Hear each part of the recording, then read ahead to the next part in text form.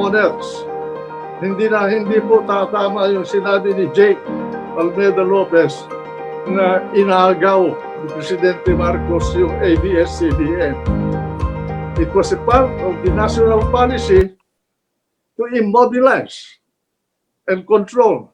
Ang ABS-CBN dun sa lease contract na yon.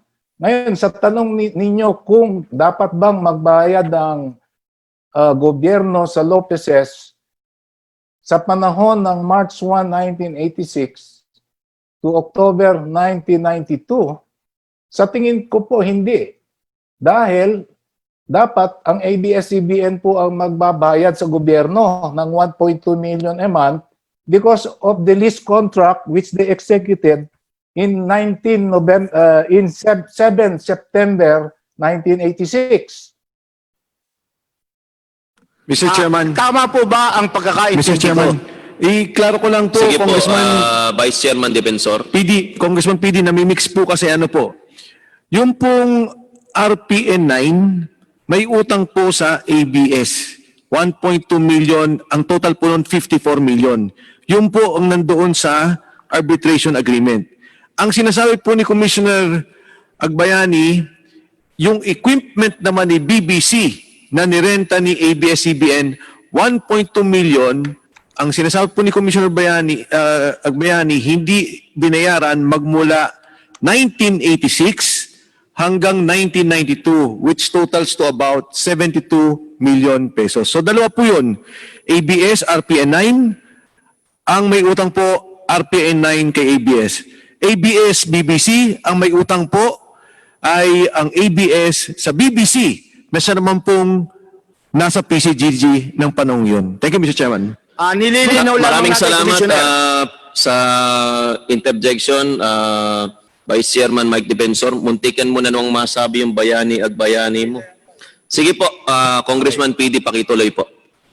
Pakiulit lamang po ang inyong sagot na sa tingin nyo hindi dapat magbayad ang pamahalaan sa ABS-CBN? Opo, Tama ba ang pagkakaintindi ko? kung based po sa record namin, meron hong lease contract noong September 7, 1986, kung saan naka-lease sa ABS-CBN yung equipment ng BBC. At merong rental consideration na 1.2 million per month. Simple naman po ang tanong ko. Yung bang mga equipment na subject ng lease contract, yung bang equipment na yon ay under sequestration? Opo. Okay. Follow-up question. Kung yung mga properties ay under sequestration at ginamit ng national government, base sa inyong batas at doktrina, kinakailangan bang magbayad ang national government sa paggamit ng mga properties under sequestration? I-qualify ko lang po yan.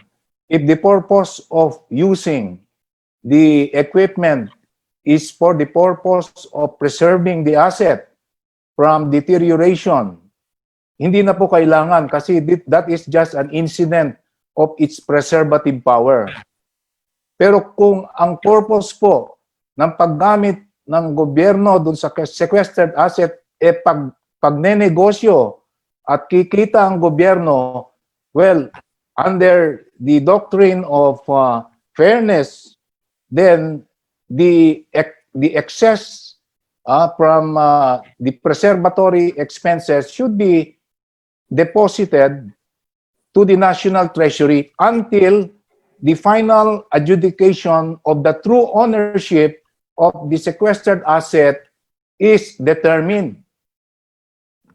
Since the properties are under sequestration, ang talagang government agency involved dyan will be the Presidential Commission on Good Government. Tama po ba? Yes, Your Honor. Okay.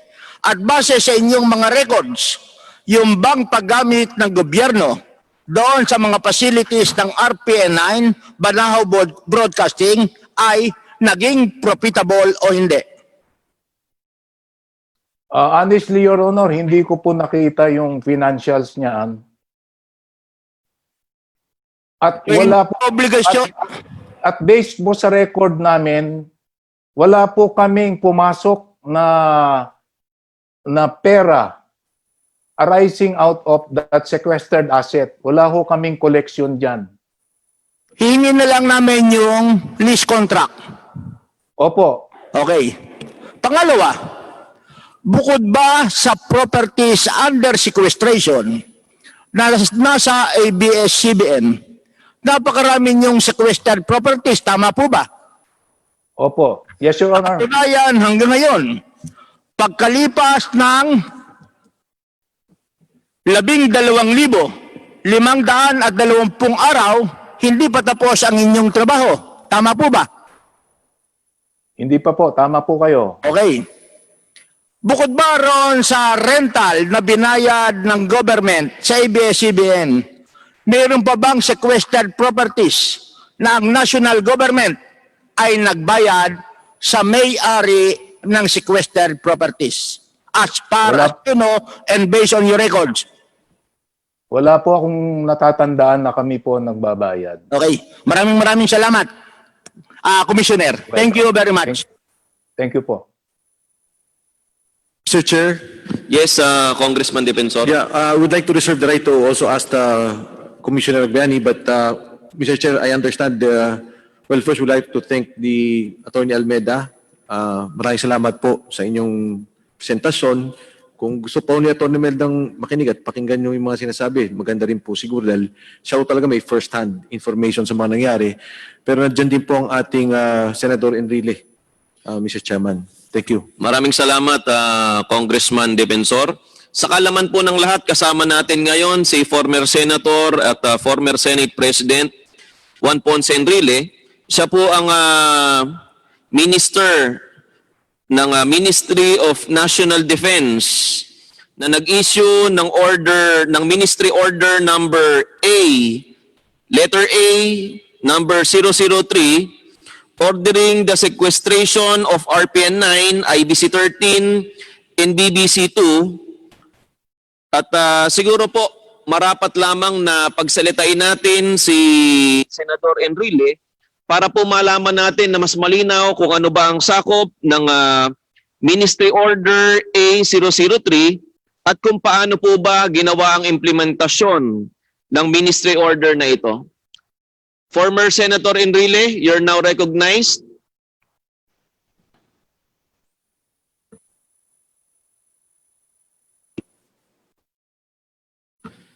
Magandang tanghali po, Senator. Magandang tanghali po. Ano Sana po po bang ay gusto maayos niyo? ang inyong kalusugan, ngunit hihingi lang po kami sa inyo ng ilang paglilinaw tungkol po doon sa Ministry Order A003 at kung paano po nagawa ang implementasyon po nito. Salamat po. Alam po ninyo, nung 1972, September 21, dineklara ni Presidente Marcos. President Marcos declared martial law. And in the planning of martial law, it was the agreement of the government that to prevent bloodshed in the country. And so therefore, when we declared martial law, an order was issued to sequester all television stations, all radio stations, all communication facilities, both domestic and international, in the country. We closed PLDT, both the local operation as well as the international operation.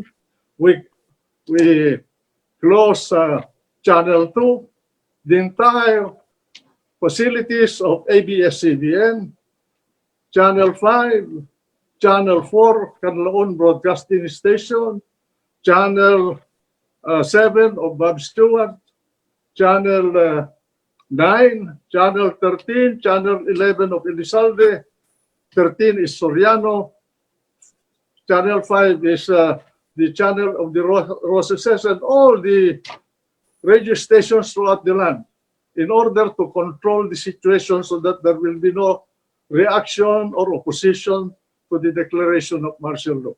And so therefore, the facilities of the entire ABS-CBN complex, broadcast complex, was placed under the control of the government. The title of all of these facilities were never transferred to the government. They remained with the owners. Hindi po tatama yung sinabi ni Jake Almeida Lopez na inagaw ni Presidente Marcos yung ABS-CBN. It was a part of the national policy to immobilize and control the communication system and the outlets for information in the entire nation, and that is what we did. Now, after that, I think it was in 1973, I'm not sure of the exact date and period, ABS-CBN was reopened for purposes of being used by the government to broadcast information throughout the country. And it was placed under the management and control of Canlaon Broadcasting, or the Benedicto group of companies. And it was from then on until 1986, that was the situation. Now, in 1986, to be exact, it was February 26, I think it was, 1986, I, as Secretary of National Defense and sequestrator of ABS-CBN and all the other television, radio, and communication facilities in the country, I issued an order to lift the sequestration of ABS-CBN. And that was the last time that I had any contact or involvement with ABS-CBN. Maraming salamat po, former Senator Juan Ponce Enrile. At kami po ay natutuwa sapagkat parang bagong-bago pa po sa inyong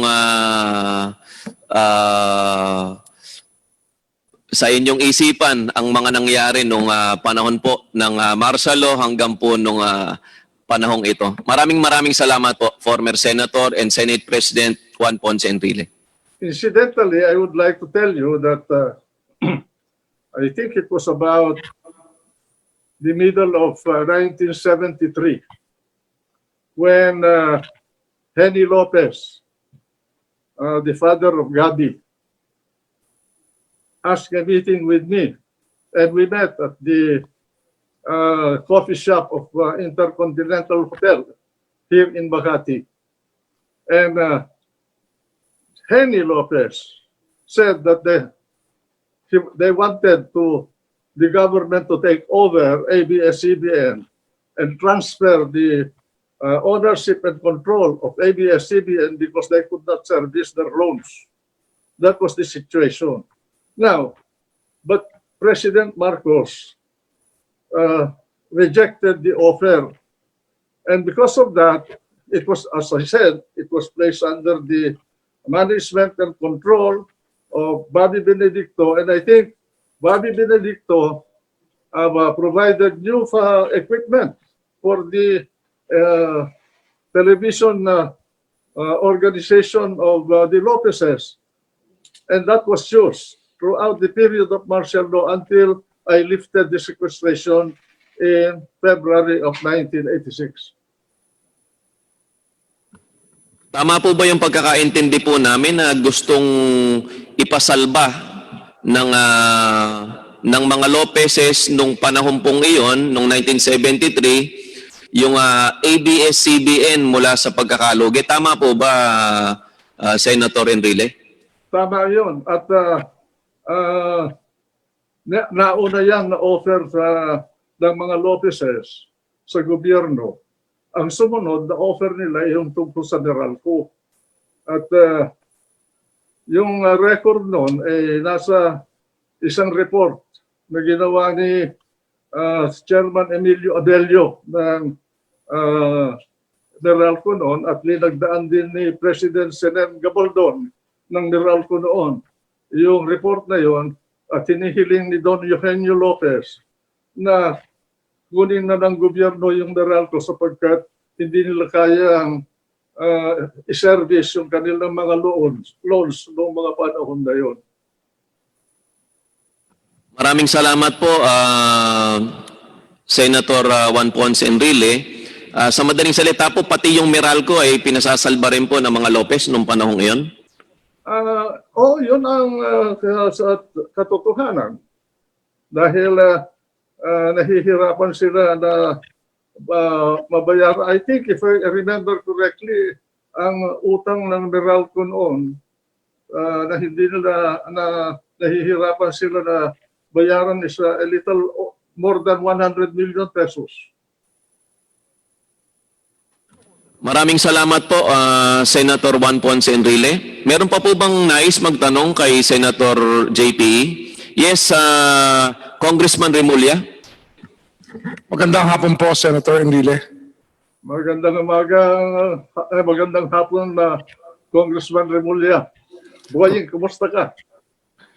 Okay naman po. Ito po ang aking katanungan kasi nagkaroon nga ng compromise agreement ang gobyerno at ang ABS-CBN sa korte upang mapawalang halaga na lahat ng mga issue tungkol sa gobyerno at ABS-CBN. Ngunit ang mahalaga po yung kasaysayan na pinag-uusapan, totoo ba ho na malaki ang pagkakautang ng ABS-CBN at ng meralco bago po dumating ang martial law? Mukhang ganun nga sapagkat nga early on or ang negotiation ng mga Lopezes sa gobyerno ay nag-umpisa bago yata magdeklara ang martial law. Dahil nga hindi nila nasa-service yung kanilang mga utang sa mga bangko ng mga panahon na yon. Kung makukuha ninyo yung report ni Don Emilio Abelio at pinirmahan din ni President Sen. Gabaldon ng meralco. Ang may hawak nun ng meralco nun ay mga Lopezes. Nandun lahat ang istorya at nandun lahat ang mga dokumento na kailangan ninyong mabasa. Meron hong dumating na balita sa akin, may naghayag po sa akin, na bago ho dumating ang martial law, todo ho ang pagkakautang, sabi nga sa Ingles, highly leveraged na po ang ABS-CBN bago ho dumating ang martial law. Meron ho kayong alam sa bagay na ito? Siguro makikita ninyo yan sa record ng ABS-CBN, ng Development Bank of the Philippines. At naka-record naman lahat yung mga transaksyon na yan, mga utang na yan. Nasa libro nila yan. Sa ano ho ba, sa pagkakaalam nyo ba, sa settlement ho between the government of the Republic of the Philippines at ng Lopez family, pati ho yung pagkakautang nila ay wala na hong bagay at ito po lahat ay nakondo na ho ng gobyerno. Kasama ba ho ito sa naging usapan? Hindi ko alam po yung usapan ng Cory government at ng mga Lopezes doon sa mga bagay na yan. Kasi nangyari yata yan.